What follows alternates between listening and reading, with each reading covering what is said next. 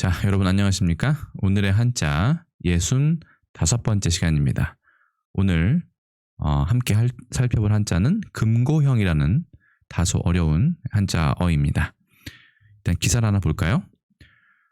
최근의 기사입니다. 5월 1일이니까 주행 중인 시내버스 앞에 갑자기 끼어드는 칼치기 사고로 버스에 타고 있던 여고생이 전신마비를 당하게 한 운전자가 최근 항소심에서도 금고 1년을 선고받자 형량 적절성이 도마 위에 올랐다. 최근 교통사고 처리 특례법 위반 혐의로 재판에 넘겨진 A씨에게 원심과 같은 금고 1년을 선고했다. 연합뉴스의 기사입니다. 최근에 사회적인 논란이 되고 있는 이슈 중에 하나입니다. 네. 그 항소심에서도 원심에서도 그렇죠? 원심에서도 원래 그 선고에서도 동일하게 금고 1년을 선고받았다.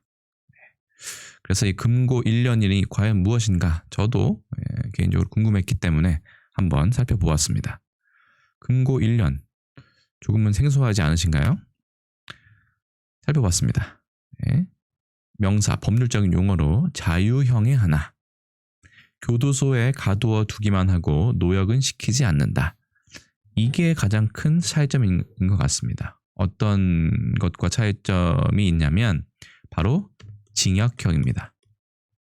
자유형에는 여러 가지 있는데 그 중에 하나가 징역형이고 그 다음이 금고형이라고 합니다. 징역형의 경우는 자유형 가운데 가장 무거운 형벌이고 여기는 강제 노역을 포함합니다. 노역이라고 하면 힘쓸 노자에다가 불일 역자를 쓰는 힘든 일을 말한다고 합니다.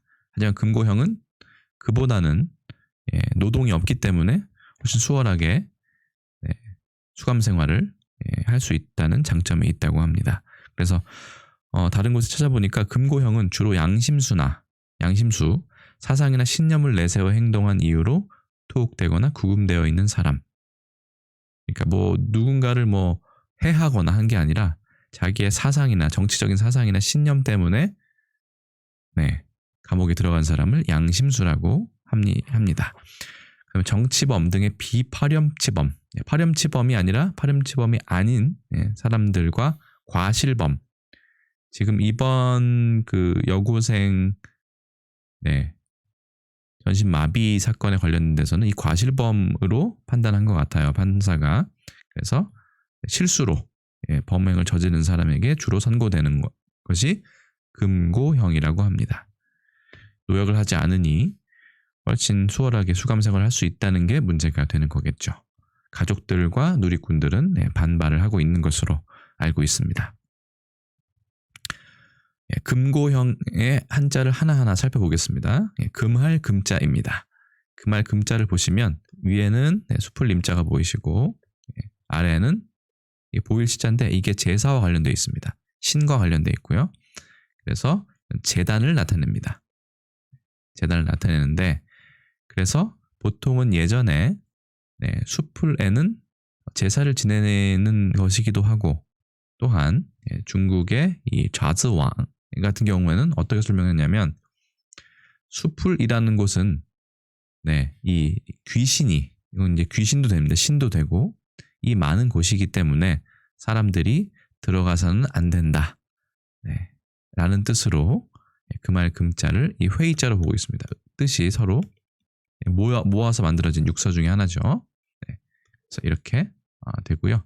중국어 발음은 찐 혹은 찐 이렇게 되어 있는데 이거는 중국어 하시는 분들만 구별을 하시면 될 것 같습니다. 얘는 금지하다의 뜻, 이 같은 경우는 참지 못하고 뭐뭐 하는 거, 찐 무주 이런 거 같이 참지 못하고 웃음을 터뜨려 버렸다든가 이런 거, 울음을 터뜨렸다든가 뭐 이런 것들이 읽을 때 일성으로 보통은 찐지 금지 이렇게 되겠죠.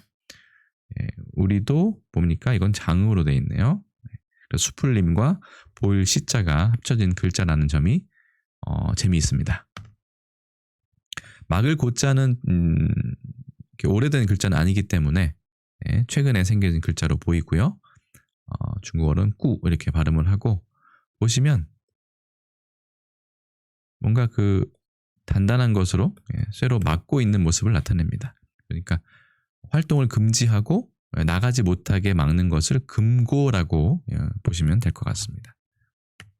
그 다음 글자는 형벌 형자입니다. 형벌 형자도 상당히 재미있게 생겼는데요. 특히 갑골문은 없고 이 금문을 보시면 이 우물 정자 옆에 칼이 그려져 있는 걸 알 수 있습니다.